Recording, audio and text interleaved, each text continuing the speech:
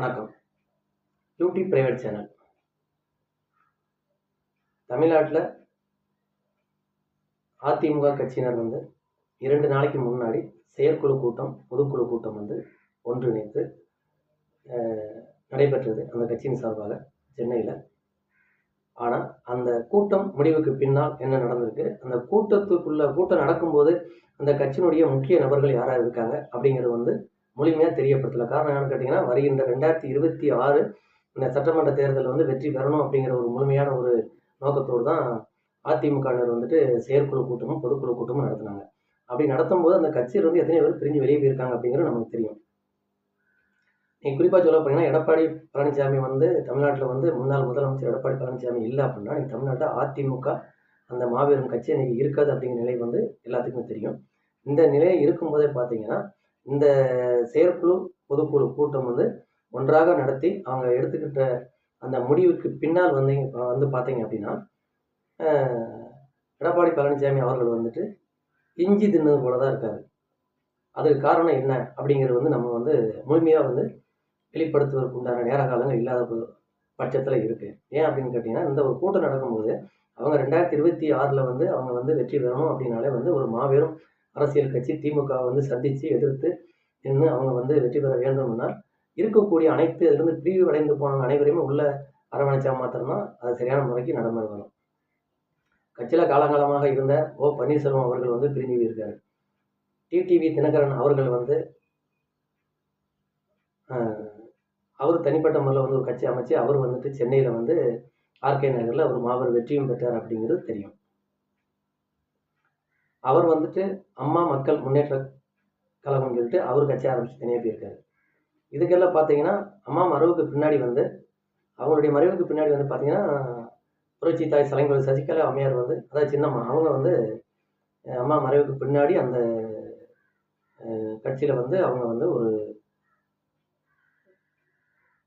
நல்ல ஒரு பதவியில் இருந்தாங்க அப்படிங்கிறது தெரியும். அந்த பதவி இப்போ அவங்க கையிலிருந்து பறிக்கப்பட்டிருக்கு தற்சமயமாக. ஆனால் நீதிமன்றத்தில் அவங்களுடைய அந்த பொதுச் செயலாளர் பதவி அப்படியே தான் இருக்குது. அவங்களும் 2026 நாங்கள் தேர்தலில் நிற்கிறோம், மக்களுக்காண்டி நான் தான் ஆகணும் அப்படின்னு சொல்லியிருக்காங்க. அப்படி இருக்கும்போது இவங்க மெயினான நபர்கள் இதுலேருந்து வெளியே போயிருக்காங்க. இதெல்லாம் பார்த்தீங்கன்னா, அன்னைக்கு 2016 அம்மா அதில் வெற்றி பெறும்போது பாட்டாளி மக்கள் கட்சி கூட்டணியாக இருந்தாங்க. இன்னைக்கு அவங்களும் வெளியே தான் போயிருக்காங்க.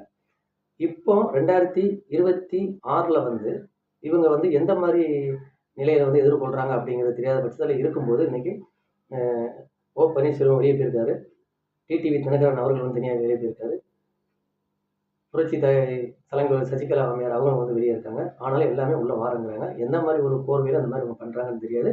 அது இல்லாமல் பார்த்தீங்க அப்படின்னா, இன்னைக்கு டிடிவி தினகரன் அவர்களுடைய அம்மா மக்கள் முன்னேற்ற கழகத்தினுடைய கட்சியில் இன்னைக்கு பொதுச் செயலாளர் பதவியில் அவர் டிடிவி தினகரன் இருக்காரு. ஆனால் அந்த கட்சியினுடைய தலைவர் எடுக்காமல் இருக்கிறதுனால ஓ பன்னீர்செல்வம் அந்த கட்சிக்கு தலைவராக போவாரா அப்படிங்கிற ஒரு வார்த்தையும் தமிழக மக்கள் இடத்துலேருந்து அது வெளிப்பட்டுக்கிட்டு இருக்கு அப்படிங்கிறதையும் இதுக்குள்ளே இருக்குது. அப்படி இருக்கும்போது இவங்க இந்த மாதிரி ஒரு கூட்டத்தை நடத்திக்கிட்டு 2026 தமிழக மக்கள் இடத்துல இவங்க வாக்கு சேகரித்து வெற்றி பெறணும் அப்படின்னால கொஞ்சம் கஷ்டமான சூழ்நிலை தான் இப்போவுமே இருக்குது. ஏன்னா இவங்க இப்போ நடத்தின இந்த செயற்குழு கூட்டம் பொதுக்குழு கூட்டத்தில் பார்த்தாலே அந்த மாதிரி தான் இருக்குது. ஏன் அப்படின்னா எல்லாத்தையும் ஒன்றாக அரவணைச்சு இவங்க அந்த ஒரு கூட்டத்தை நடத்தி, ஏன்னா ஒரு குடும்பம்னா பிரச்சனை சண்டை சத்தம் இல்லாமல் எதுவுமே கிடையாது, இருக்கத்தான் செய்யும்.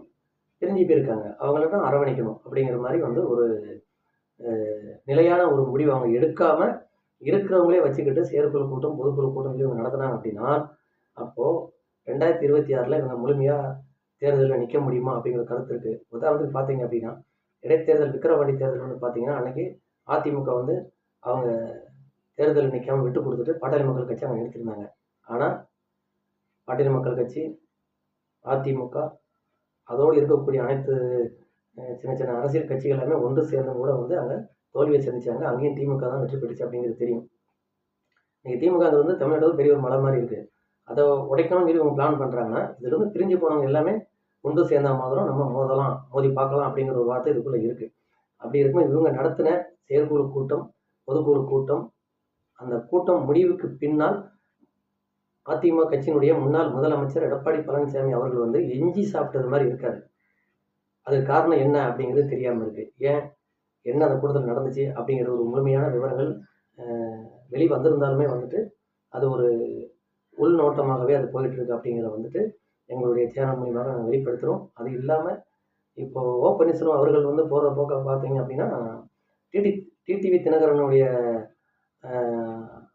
அம்மா மக்கள் முன்னேற்ற கழகத்தின் கட்சியில் போயிட்டு அந்த கட்சியினுடைய தலைவர் போஸ்ட்டு வாங்கிடலாமா அப்படிங்கிற ஒரு முழு எண்ணத்தில் வந்து ஓ பன்னீர்செல்வம் இருக்காரா என்பதும் தெரியலை. அந்த நாட்கள் மாறும்போது அதனுடைய விளக்கங்கள் தெரியும். ஏன்னா 2026 தேர்தல் ரொம்ப தூரத்தில் கிடையாது, அருகாமையில் தான் இருக்குது. இதை வந்து அதிமுக கட்சியின் இருக்கக்கூடிய நிர்வாகிகளும் தொண்டர்களுமே வந்து ஓரளவுக்கு நல்ல ஒரு நிலையான ஒரு முடிவு எடுத்து 2026 வந்துட்டு இவங்க தேர்தலில் களம் இறங்க வேண்டும் என்ற ஒரு முழு எண்ணத்தோடு எங்களுடைய இந்த யூடியூப் பிரைவேட் சேனல் மூலியமாகவும் அது இல்லாமல் தமிழக மக்களுடைய கருத்தையும் ஒன்று சேர்ந்து நாங்கள் வெளிப்படுத்துகிறோம்.